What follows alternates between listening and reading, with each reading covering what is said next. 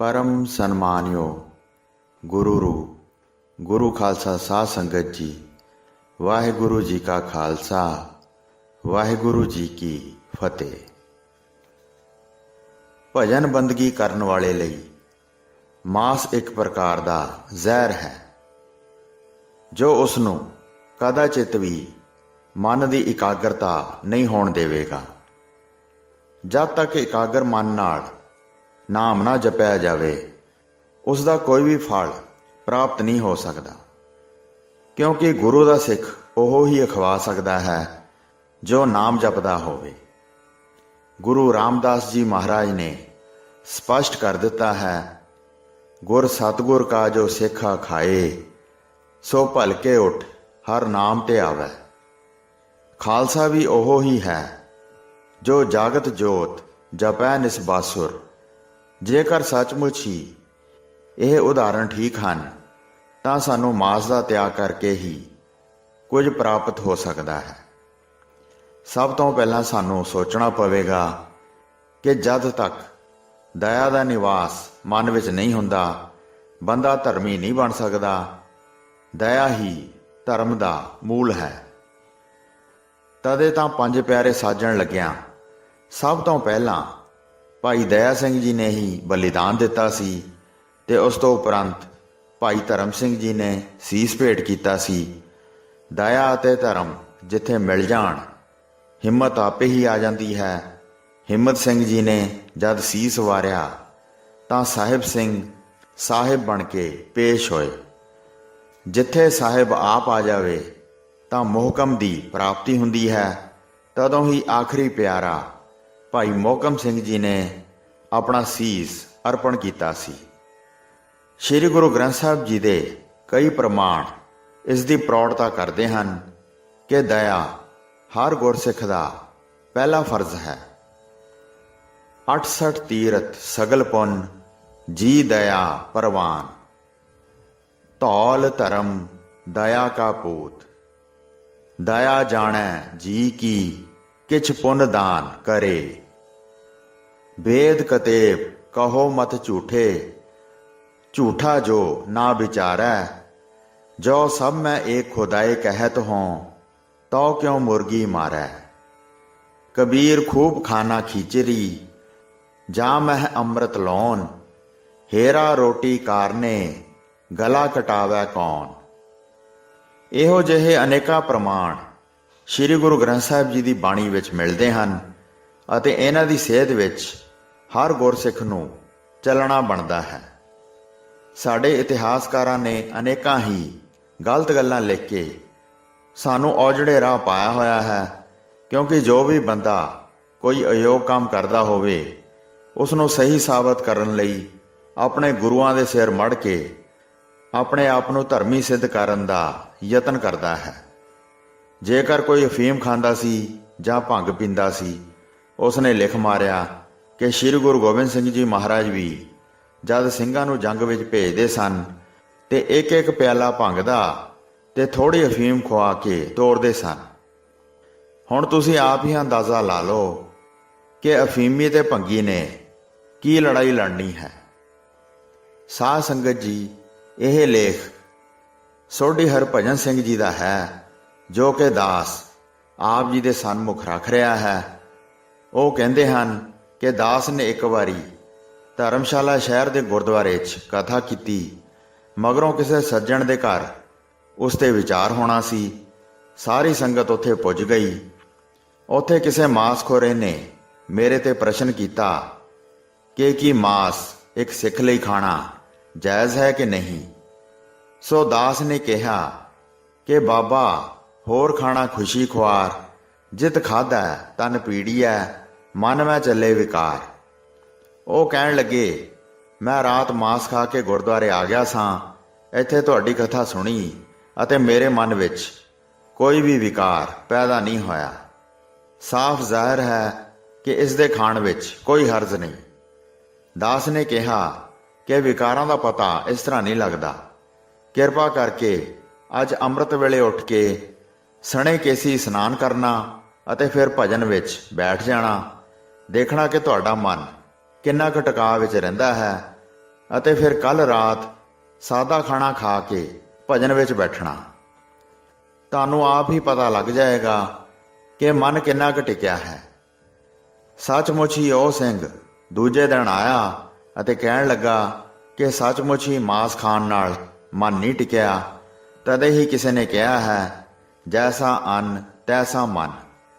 ਕਈ ਸਿੱਖ ਇਹ ਵੀ ਬਹਾਨਾ ਬਣਾਉਂਦੇ ਹਨ ਕਿ ਮਾਸ ਖਾਣ ਨਾਲ ਬੰਦਾ ਵਧੇਰੇ ਤਾਕਤ ਹਾਸਲ ਕਰਦਾ ਹੈ, ਜੋ ਬਿਲਕੁਲ ਝੂਠ ਹੈ। ਜਗਤ ਪ੍ਰਸਿੱਧ ਪਹਿਲਵਾਨ ਕਿੱਕਰ ਸਿੰਘ ਮਾਸਾਹਾਰੀ ਸੀ। ਪਿੰਡ ਵਲਟੋਹੇ ਦਾ ਇੱਕ ਪਹਿਲਵਾਨ ਫਤਿਹ ਸਿੰਘ ਮਾਸ, ਅੰਡਾ ਅਤੇ ਮੱਛੀ ਬਿਲਕੁਲ ਨਹੀਂ ਸੀ ਖਾਂਦਾ ਅਤੇ ਨਾ ਹੀ ਸ਼ਰਾਬ ਪੀਂਦਾ ਸੀ। ਉਹ ਐਡਾ ਤਾਕਤਵਰ ਸੀ ਕਿ ਕਈ ਵਾਰੀ ਉਸਨੇ ਕਿੱਕਰ ਸਿੰਘ ਦੀ ਵੀਣੀ ਫੜ ਲੈਣੀ ਤੇ ਕਹਿਣਾ ਕਿ ਭਲਵਾਨਾ ਇਸ ਨੂੰ ਛੁਡਾ। ਅੱਗੋਂ ਕਿੱਕਰ ਸਿੰਘ ਨੇ ਨਿਮਰਤਾ ਨਾਲ ਕਹਿਣਾ ਕਿ ਮੈਂ ਤੁਹਾਡਾ ਮੁਕਾਬਲਾ ਨਹੀਂ ਕਰ ਸਕਦਾ। ਹੋਰ ਦੇਖੋ, ਮਾਸਖੋਰੇ ਜਿੰਨੇ ਵੀ ਜਾਨਵਰ ਹਨ, ਕੁਦਰਤ ਨੇ ਉਹਨਾਂ ਦੇ ਦੰਦ ਤਿੱਖੇ ਬਣਾਏ ਹਨ। ਮਾਸਖੋਰੇ ਪੰਛੀਆਂ ਦੀਆਂ ਚੁੰਝਾਂ ਵਿੰਗੀਆਂ ਹਨ ਅਤੇ ਮਾਸਖੋਰੇ ਜਾਨਵਰਾਂ ਦੇ ਦੰਦ ਚਪਟੇ ਤੇ ਚੁੰਝਾਂ ਸਿੱਧੀਆਂ ਹਨ। ਬੰਦੇ ਦੇ ਦੰਦ ਪਰਮਾਤਮਾ ਨੇ ਚਪਟੇ ਬਣਾਏ ਹਨ ਕਿਉਂਕਿ ਇਹ ਘਾਸਖੋਰਾ ਹੈ। ਇੱਕ ਢਕੌਂਸਲਾ ਕਈਆਂ ਨੇ ਬਣਾਇਆ ਹੋਇਆ ਹੈ ਕਿ ਜੇਤੇ ਦਾਣੇ ਅੰਨ ਕੇ ਜੀਆਂ ਬਾਝ ਨਾ ਕੋਏ। ਉਹ ਕਹਿੰਦੇ ਹਨ ਕਿ ਅੰਨ ਵਿੱਚ ਜੀਵ ਹੁੰਦੇ ਹਨ। ਇਹਨੂੰ ਵੀ ਛੱਡ ਦੇਣਾ ਚਾਹੀਦਾ ਹੈ। ਸਾਨੂੰ ਚੇਤੇ ਰੱਖਣਾ ਚਾਹੀਦਾ ਹੈ ਕਿ ਪ੍ਰਮਾਤਮਾ ਨੇ ਆਪਣੀ ਸ਼ਕਤੀ ਦੇਣ ਲਈ ਘਾਸਖੋਰਿਆਂ ਲਈ ਸਬਜ਼ੀਆਂ, ਭਾਜੀਆਂ, ਦਾਲਾਂ, ਅੰਨ ਬਣਾਇਆ ਹੈ ਤੇ ਉਹਨਾਂ ਦੀ ਵਰਤੋਂ ਜਾਇਜ਼ ਰੱਖੀ ਹੈ। ਇੱਕ ਸ਼ਬਦ ਸ੍ਰੀ ਗੁਰੂ ਨਾਨਕ ਦੇਵ ਜੀ ਨੇ ਮਲਹਾਰ ਦੀ ਵਾਰ ਵਿੱਚ ਲਿਖਿਆ ਹੈ, ਜਿਸ ਵਿੱਚ ਮਾਸ ਦਾ ਜ਼ਿਕਰ ਆਉਂਦਾ ਹੈ। ਕੌਣ ਮਾਸ ਕੌਣ ਸਾਗ ਕਹਾਵੈ, ਕਿਸ ਮਾਹੇ ਪਾਪ ਸਮਾਣੇ। ਇਸ ਤੁਕ ਦੀ ਵੀ ਦੁਰਵਰਤੋਂ ਕੀਤੀ ਜਾਂਦੀ ਹੈ ਕਿ ਮਾਸਾਹਾਰੀ ਕਹਿੰਦੇ ਹਨ, ਮਹਾਰਾਜ ਨੇ ਕਿਹਾ ਹੈ ਕਿ ਮਾਸ ਖਾਣ ਵਿੱਚ ਕੋਈ ਪਾਪ ਨਹੀਂ। ਉਹ ਭੁੱਲ ਜਾਂਦੇ ਹਨ ਕਿ ਗੁਰੂ ਸਾਹਿਬ ਨੇ ਖਾਣ ਵਾਲੇ ਮਾਸ ਦਾ ਕੋਈ ਜ਼ਿਕਰ ਨਹੀਂ ਕੀਤਾ। ਉਹਨਾਂ ਨੇ ਬੰਦੇ ਦੀ ਦੇਹ ਨੂੰ ਹੀ ਮਾਸ ਕਿਹਾ ਹੈ। ਮਾਂ ਨੂੰ ਮਾਸ ਕਿਹਾ ਹੈ, ਇਸਤਰੀ ਨੂੰ ਮਾਸ ਕਿਹਾ ਹੈ, ਪਿਓ ਨੂੰ ਮਾਸ ਕਿਹਾ ਹੈ, ਪੁੱਤਰ ਨੂੰ ਮਾਸ ਕਿਹਾ ਹੈ, ਮਾਂ ਦੇ ਮੰਮੇ ਨੂੰ ਮਾਸ ਕਿਹਾ ਹੈ। ਇਹ ਉਹ ਮਾਸ ਹੈ ਜਿਸ ਨਾਲ ਸਾਡੇ ਧੀਆਂ, ਪੁੱਤਰ, ਸਕੇ ਸੰਬੰਧੀ, ਦੋਸਤ, ਮਿੱਤਰ ਬਣੇ ਹੋਏ ਹਨ। ਸਭ ਨੂੰ ਮਾਸੋਂ ਸਕੇ ਸਾਕ ਰਿਸ਼ਤੇ ਹੀ ਲਿਖਿਆ ਹੈ, ਜੋ ਕਿ ਪੰਡਤ ਨੂੰ ਸਮਝਾਉਣ ਖਾਤਰ ਹੀ ਆਖਿਆ ਗਿਆ ਸੀ।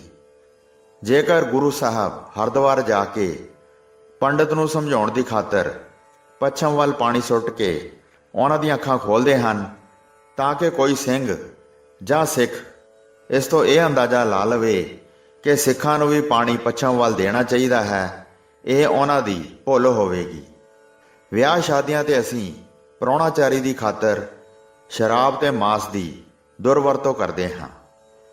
ਇੱਕ ਪਾਸੇ ਤਾਂ ਸ੍ਰੀ ਗੁਰੂ ਗ੍ਰੰਥ ਸਾਹਿਬ ਦੀ ਹਜ਼ੂਰੀ ਵਿੱਚ ਗੁਰਬਾਣੀ ਦਾ ਕੀਰਤਨ ਹੋ ਰਿਹਾ ਹੁੰਦਾ ਹੈ ਤੇ ਨਾਲ ਦੇ ਸ਼ਮਿਆਨੇ ਹੇਠਾਂ ਜਾਨਵਰਾਂ ਦਾ ਕਤਲ ਕੀਤਾ ਜਾਂਦਾ ਹੈ ਕਿ ਉਹਨਾਂ ਦੀਆਂ ਦੁੱਖ ਭਰੀਆਂ ਆਵਾਜ਼ਾਂ ਕੀਰਨੇ ਗੁਰਬਾਣੀ ਦੇ ਕੀਰਤਨ ਨੂੰ ਦਬਾਉਂਦੇ ਨਹੀਂ। ਉਹਨਾਂ ਦੀਆਂ ਗਰਦਨਾਂ ਵੱਢ ਕੇ ਬੋਟੀ ਕਰਕੇ ਖਾਈਏ ਤਾਂ ਦੱਸੋ ਉਹਨਾਂ ਦੇ ਮਨਾਂ ਚੋਂ ਵੱਧ ਦੁਆਵਾਂ ਨਿਕਲਣਗੀਆਂ ਜਾਂ ਅਸੀਸਾਂ ਨਿਕਲਣਗੀਆਂ। ਅੱਜ ਕੱਲ੍ਹ ਰਿਵਾਜ਼ ਬਣ ਗਿਆ ਹੈ ਕਿ ਸਾਡੀਆਂ ਲਾਵਾਂ ਦੁਪਹਿਰ ਨੂੰ ਹੋਣ ਲੱਗ ਪਈਆਂ ਹਨ। ਸਵੇਰੇ ਬਰਾਤੀ ਜਦੋਂ ਘਰ ਤੋਂ ਚੱਲਦੇ ਹਨ ਤਾਂ ਰੱਜ ਕੇ ਸ਼ਰਾਬ ਪੀ ਲੈਂਦੇ ਹਨ, ਕਿਉਂਕਿ ਰਾਹ ਵਿੱਚ ਢੁਕਾ ਤੇ ਉਹਨਾਂ ਨੇ ਨੱਚਣਾ ਹੁੰਦਾ ਹੈ ਤੇ ਜਦ ਤੱਕ ਘੁੱਟ ਅੰਦਰ ਨਹੀਂ ਜਾਂਦੀ ਪੈਰ ਉੱਠਦਾ ਹੀ ਨਹੀਂ, ਭੰਗੜਾ ਪੈਂਦਾ ਹੀ ਨਹੀਂ। ਸ਼ਰਾਬੀ ਜਦ ਮਿਲਣੀ ਕਰਦੇ ਹਨ ਤਾਂ ਅਸੀਂ ਗੁਰਬਾਣੀ ਦੇ ਕੀਰਤਨ ਦੁਆਰਾ ਸਵਾਗਤ ਕਰਦੇ ਹਾਂ ਅਤੇ ਉਹਨਾਂ ਨੂੰ ਕਹਿੰਦੇ ਹਾਂ, ਹਮ ਘਰ ਸਾਜਨ ਆਏ। ਇਹ ਕਹਿ ਕੇ ਨਿਵਾਜਦੇ ਹਾਂ, ਕਿਉਂ ਨਾ ਅਸੀਂ ਇਹ ਪੜ੍ਹਿਆ ਕਰੀਏ ਕਿ ਹਮ ਘਰ ਨਾਚੇ ਆਏ ਮਹਾਰਾਜਾ, ਕਿਉਂਕਿ ਨਾਚੇ ਸਾਡੇ ਸੱਜਣ ਨਹੀਂ ਹੋ ਸਕਦੇ। ਸੋਢੀ ਹਰਭਜਨ ਸਿੰਘ ਜੀ ਲਿਖਦੇ ਹਨ ਕਿ ਇੱਕ ਹੋਰ ਗੱਲ ਲਿਖਣੋਂ ਦਾਸ ਸੰਕੋਚ ਨਹੀਂ ਕਰੇਗਾ ਕਿ ਉਹ ਇਹ ਹੈ ਕਿ ਮੇਰੇ ਪਾਸ ਕਈ ਬੱਚੀਆਂ ਆਉਂਦੀਆਂ ਹਨ ਜਿਨ੍ਹਾਂ ਦੇ ਵਿਆਹ ਤੋਂ ਬਾਅਦ ਕਈ ਸਾਲ ਬੱਚਾ ਨਹੀਂ ਹੁੰਦਾ। ਜਦੋਂ ਪੜਚੋਲ ਕੀਤੀ ਜਾਂਦੀ ਹੈ ਤਾਂ ਪਤਾ ਲੱਗਦਾ ਹੈ ਕਿਸੇ ਪ੍ਰੇਤ ਨੇ ਉਸ ਨੂੰ ਪਕੜ ਕੀਤੀ ਹੁੰਦੀ ਹੈ। ਪੁੱਛਣ ਤੇ ਉਹ ਕਹਿੰਦਾ ਹੈ ਕਿ ਮੈਂ ਇਸ ਦਾ ਯੋਗਪਤੀ ਹਾਂ। ਉਹ ਕਿਸ ਤਰ੍ਹਾਂ? ਉਹ ਕਹਿੰਦਾ ਹੈ ਕਿ ਜਿਸ ਵੇਲੇ ਲਾਵਾਂ ਫੇਰੇ ਹੁੰਦੇ ਹਨ, ਮੈਂ ਵੀ ਨਾਲ ਬੈਠ ਕੇ 4 ਭੌਟਣੀਆਂ ਲੈ ਲੈਂਦਾ ਹਾਂ। ਹੁਣ ਮੈਂ ਹੈਰਾਨੀ ਨਾਲ ਪੁੱਛਦਾ ਹਾਂ ਕਿ ਤੂੰ ਤਾਂ ਜਿੱਥੇ ਗੁਰਬਾਣੀ ਪੜ੍ਹੀ ਜਾਂਦੀ ਹੋਵੇ ਉੱਥੇ ਖੜੋ ਹੀ ਨਹੀਂ ਸਕਦਾ। ਇਹ ਸਭ ਝੂਠ ਹੈ। ਉਹ ਜਵਾਬ ਦਿੰਦਾ ਹੈ ਕਿ ਮਾਸ ਖਾਣ ਵਾਲਿਆਂ ਸਿੱਖਾਂ ਨੂੰ ਮੈਂ ਯਾਨੀ ਕਿ ਪ੍ਰੇਤ ਅਸੀਸਾਂ ਦਿੰਦਾ ਹਾਂ ਅਤੇ ਕਹਿੰਦਾ ਹਾਂ ਕਿ ਉਹ ਜਿਉਂਦੇ ਜਾਗਦੇ ਰਹਿਣ ਅਤੇ ਮੇਰੇ ਕੰਮ ਵਿੱਚ ਰੁਕਾਵਟ ਨਾ ਪਵੇ। ਸਿੱਖ ਬਰਾਤੀ ਜਦੋਂ ਘਰੋਂ ਚੱਲਦੇ ਹਨ ਤਾਂ ਸ਼ਰਾਬ ਦੀ ਬੋਤਲ ਦਾ ਸ਼ਗਨ ਕਰਦੇ ਹਨ। ਫਿਰ ਜਦ ਉਹ ਨਾਸ਼ਤੇ ਲਈ ਬੈਠਦੇ ਹਨ, ਉਹਨਾਂ ਨੂੰ ਮੱਛੀਆਂ, ਡੱਡੀਆਂ, ਕਲੇਜੀਆਂ ਤੇ ਆਮਲੇਟਾਂ ਨਾਲ ਰਜਾਇਆ ਜਾਂਦਾ ਹੈ। ਇੱਥੋਂ ਤੱਕ ਕਿ ਕੀਰਤਨ ਕਰਨ ਵਾਲੇ ਰਾਗੀ ਵੀ ਆਪਣਾ ਹੱਕ ਸਮਝ ਕੇ ਬਰਾਤੀਆਂ ਨਾਲ ਬੈਠ ਕੇ ਇਹ ਸਭ ਕੁਝ ਛਕਦੇ ਹਨ। ਇਹ ਸਭਾ ਹੀ ਸ਼ਰਾਬੀਆਂ ਦੀ ਹੋਈ ਤੇ ਮੈਨੂੰ ਉੱਥੇ ਕੌਣ ਰੋਕ ਸਕਦਾ ਹੈ?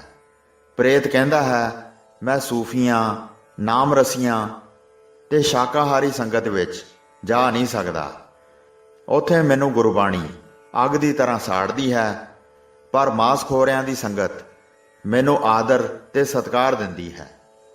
ਇਸ ਲਈ ਮੈਂ ਇਹਨਾਂ ਪ੍ਰਤੱਖ ਉਦਾਹਰਨਾਂ ਦੁਆਰਾ ਸਾਰੇ ਸਿੱਖ ਜਗਤ ਨੂੰ ਅਪੀਲ ਕਰਦਾ ਹਾਂ ਕਿ ਆਪਣੀਆਂ ਧੀਆਂ ਭੈਣਾਂ ਦੇ ਬਚਾਵ ਦੀ ਖਾਤਰ ਵਿਆਹ ਸ਼ਾਦੀਆਂ ਵਿੱਚ ਬਿਲਕੁਲ ਹੀ ਮਾਸ ਦੀ ਵਰਤੋਂ ਨਾ ਕਰਨ, ਨਹੀਂ ਤਾਂ ਅੰਤ ਨੂੰ ਪਛਤਾਉਣਾ ਪਵੇਗਾ। ਸਾਨੂੰ ਮਾਸ ਦਾ ਚਸਕਾ ਪਿਆ ਹੋਇਆ ਹੈ। ਜਦ ਕਦੀ ਕਿਸੇ ਵੀਰ ਜਾਂ ਭੈਣ ਨੂੰ ਕੋਈ ਔਕੜ ਆ ਬਣਦੀ ਹੈ ਤਾਂ ਉਹ ਮੇਰੇ ਪਾਸ ਉਸ ਦਾ ਹੱਲ ਲੱਭਣ ਲਈ ਆਉਂਦੇ ਹਨ, ਤੇ ਜਦ ਉਹਨਾਂ ਨੂੰ ਦੱਸਿਆ ਜਾਵੇ ਕਿ ਤੁਸੀਂ ਅਮਕੇ ਸ਼ਬਦ ਦਾ 40 ਕਰ ਲਵੋ, ਤੁਹਾਨੂੰ ਫਲ ਪ੍ਰਾਪਤ ਹੋਵੇਗਾ ਅਤੇ ਔਕੜ ਦੂਰ ਹੋ ਜਾਏਗੀ।